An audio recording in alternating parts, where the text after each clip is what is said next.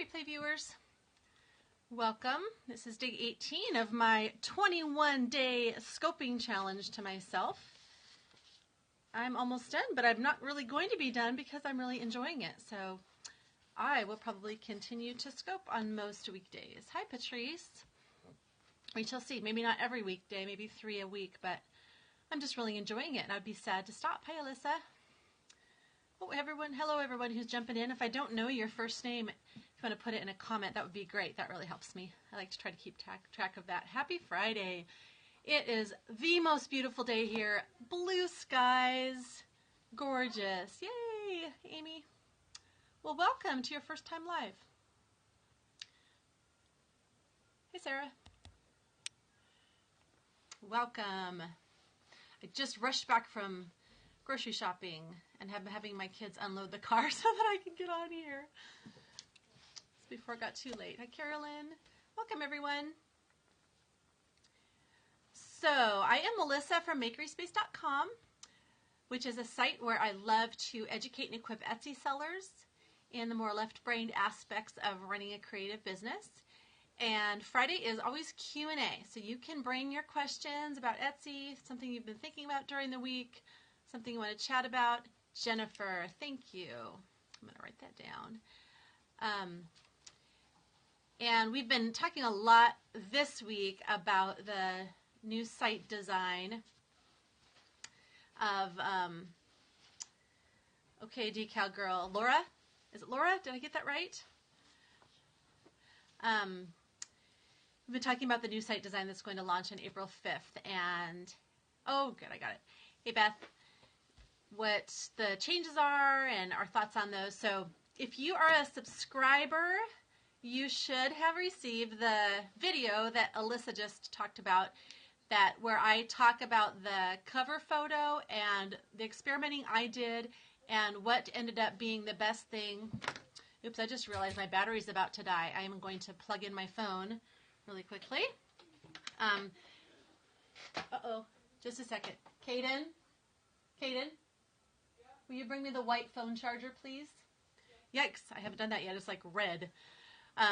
The video shows the experimenting I did, and it shows some different examples of banners that I created and how it looks in a browser versus how it looks when you go to a mobile view, and what some of the problems are with using the recommended size that Etsy gives. So I give some tips for how to, thank you, make it a lot more ideal for looking good across all devices. So if you're a subscriber, you got that email. If you're not a subscriber, you can go to MakerySpace.com and subscribe, and you will receive the link straight to that video because it's a subscriber only bonus. Okay, I'm going to plug in here.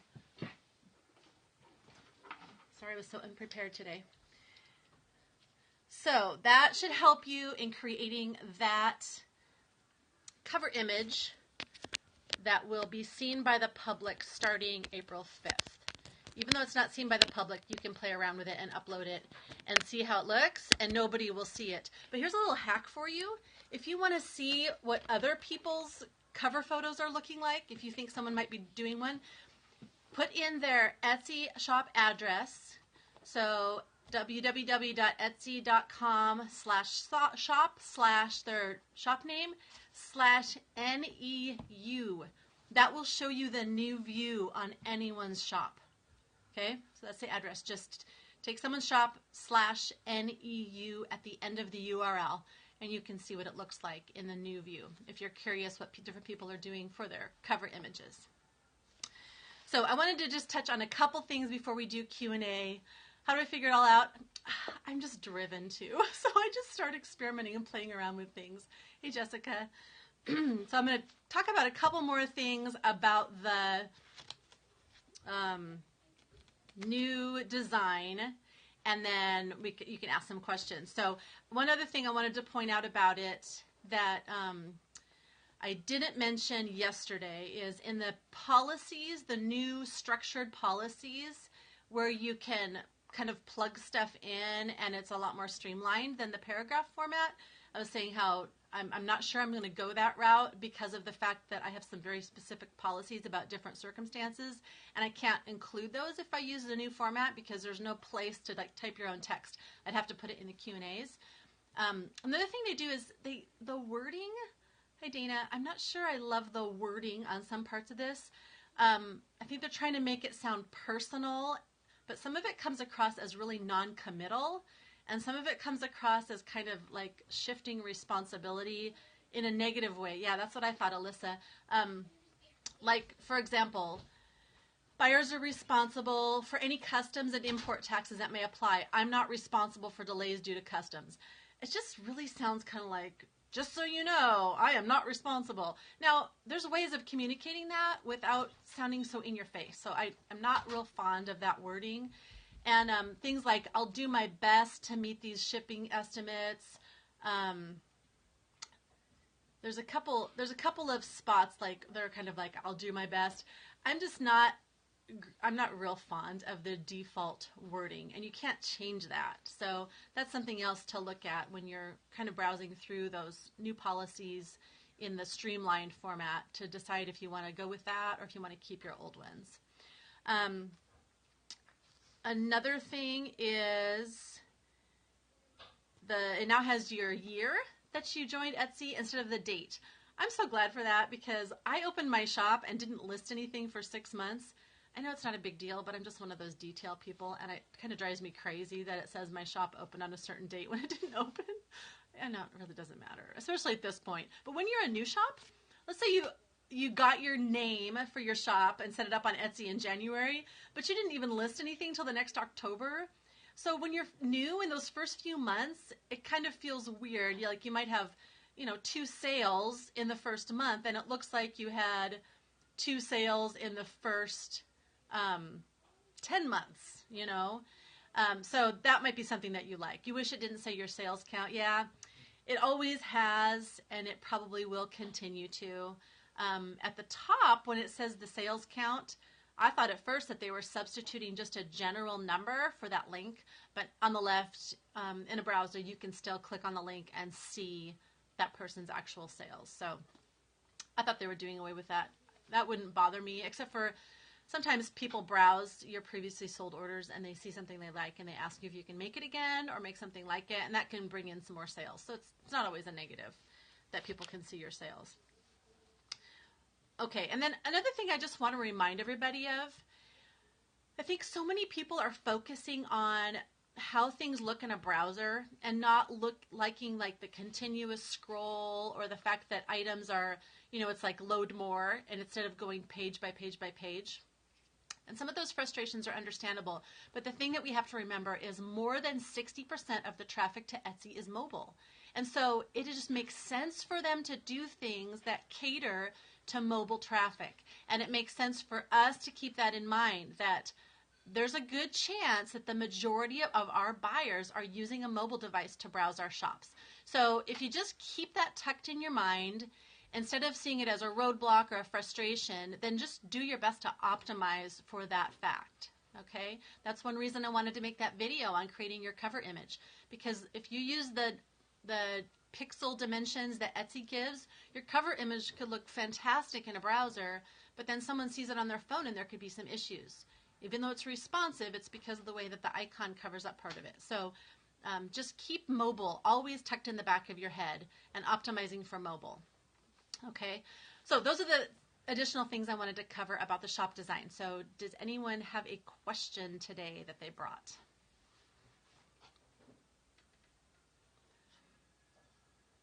Oh, you're awfully quiet. Nothing at all? Okay, well, I guess today will not be Q&A Friday. It was just Melissa Rambling Friday. I see there's 13 people in here. Will someone just give me a little comment? Okay, I just wanted to make sure that sometimes when I'm freezing a little bit on myself, I wonder if other people are freezing too, and I'm just talking and no one can really hear me anyway. So thanks for chiming in there to let me know. Yeah, sometimes I work on stuff too while I'm listening to a scope, so I'm not always in there commenting or interacting. You just got an order? Oh, well, yay! That's a good thing to be paying attention to, for sure. Okay, Well, if there aren't any questions, you've been using the updates more. Okay. Patrice, have you noticed when you look at your stats, when you view the traffic from Etsy, have you noticed that any of them are coming from your shop updates? One thing, this is something that I hope that they work on, is that they don't track mobile traffic. They track the total number of traffic through the app, but they don't track where the different places on mobile it's coming from. So if someone does a search on mobile in the app, it doesn't show up under Etsy search in the right-hand column. That is only when people are using a browser and searching. So I really hope that they start breaking down, especially since now we know that well over half of the traffic is on a mobile device. I hope they start breaking down that app traffic on the right so that we can see where those mobile viewers are landing and where they're coming from. I think that would be so helpful, and I'm not really sure why they haven't done that yet, if it's just a coding thing logistically that they just haven't implemented yet, but I think that will be super helpful. So right now when you see shop updates traffic, as far as I know, you're only seeing the people that are clicking through to your shop updates in a browser. So they're either seeing it in your left-hand, the left-hand sidebar of your shop and clicking through, or they're seeing it on their homepage, since shop updates are now shown on your homepage for shops that you follow. But if they're seeing it in the app, you're not really knowing if people are coming from that, because it's just all lumped together in that app traffic. Yep, they are pushing the shop updates more. I think it's becoming more important to them. It centers around this whole theme of buyer trust, building buyer trust in 2016. So for services, yes, I'm doing Etsy shop critiques. Gianna, tell him thank you. And I'm doing one-on-one mentoring, which is done via Google Hangouts. And you can find information about both of those at MakerySpace.com by clicking on Work With Me. So those are the two services I'm offering. And then I'm also in the middle of developing a course that I hope to have ready by the end of April. I did just a shop critique for Jessica, and she is kind of taken off there with her shop. She's done a lot of hard work. That's the thing. You can get a shop critique or a mentoring session, but then you have to do all the hard work on your end, and she is definitely doing it. So the course, yeah, hopefully will be ready by the end of April, and there's another product type of thing for Etsy sellers that I'm working on as well. So it just takes time. You know, when I have my handmade shop too, I feel a little bit spread out amongst a couple of different things. So I'm trying not to add too many things. I want what I add to be quality. And so I'm just doing one little thing at a time. Okay, any other questions? The Sell on Etsy app. You know, Amy, I don't use it for a whole lot of like listing type of stuff. I use it to check things and only loads a portion of your listings. Huh, interesting. One thing I noticed is, you know, when you click through to your listings, you have to filter to get to your ones that are active and your ones that are sold out. And sometimes it doesn't show correctly if it's doesn't update fast enough. If something is sold out, I've noticed that there's some discrepancies there. But I use it mostly when I'm away from the house. And yeah, I have it set on because I do like to hear the cha-ching too. Oh, that's what you mean? Okay. Yeah, I've noticed that same thing. And I notice all the time that processing times can be really off. Yeah, that's my the thing I like it most for. I know some people who totally run their shops. They don't have a laptop and they run it completely through the app. And that would drive me absolutely batty. I don't know how they do it. But processing times can be really off in the app. Like something is supposed to ship in a week and it'll say ships in 5 days or ships in 3 days. Yeah. Yeah, Patrice, under, okay, I'll get to that, Beth. Patrice, and on MakerySpace.com, there's a tab that says Work With Me. And you can click on that and get information about the shop critiques and the mentoring. So I don't know of any other bulk editors besides Hive, Beth. I haven't used Hive in a while. It's made me a little nervous because, and this has been several months, but there was an issue where when people had done some bulk editing, then all of a sudden their items weren't showing up in search, and there was some problem with communication between the two. And so that made me stop using it. And I haven't heard of any problems since then. It just made me really leery of it. So I have not used it in a while. I have a feeling that Etsy might be working on a bulk editing tool. I'm not positive. It's not like I have an inside track to that. But because they've done a little bit of bulk editing within the listings manager, you know, like editing variations and categories and that kind of thing. Yeah. So with Betsy, when they, well, though there was an issue with Hive too. I know Betsy they totally cut off, but there was an issue with Hive where there was some communication problem between Hive and Etsy on the computer end, and all of a sudden people's listings weren't showing in search, and they did get it fixed. I think it took a few days, but that has just made me a little bit nervous about using it. ShopShaper I have not tried. Amy, do you like ShopShaper for bulk editing? And that one costs, right? I think there's a free trial and then there's a fee. Okay. So you linked your policies within the... So I'm not sure. I don't know if you'll have to change the link, Beth. I'm not sure that they've changed the URL of where your policy is. Your policies are located. So check into that. I'll look into that too, but the link might be the same. They may not change that URL. But you could take a look at ShopShaper because I think there's a free trial for that.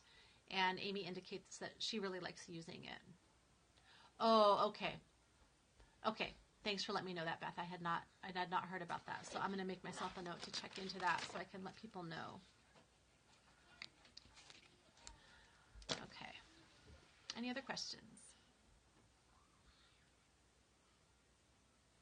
All right. Well, I hope you have a good weekend. You're welcome. And just remember to go to MakerySpace.com/scope and scroll down if you want to give a suggestion or ask a question that you would like me to cover on a scope. And I will be happy to consider that. I know Patrice had asked one recently, so I need to take a peek at that. And it'll give me a little bit more content to work with. Things always come up, though. It's not like that I'm ever scrambling for content. Happy Friday to you too, Dana. Thanks, Sarah. But I definitely want to make sure I'm covering what your needs are and what you really want to hear about too, and not just what I think you want to hear about. So I would love any suggestions like that. I hope you have a wonderful weekend with your families and that the weather is nice where you are and you can enjoy it. And I will see you on Monday. Don't forget to check out the video on creating your cover image that you should have received via email if you're a subscriber, or go to MakerySpace.com/scope and subscribe if you're not, and you'll get a link directly to that after you confirm your email subscription. Talk to you later.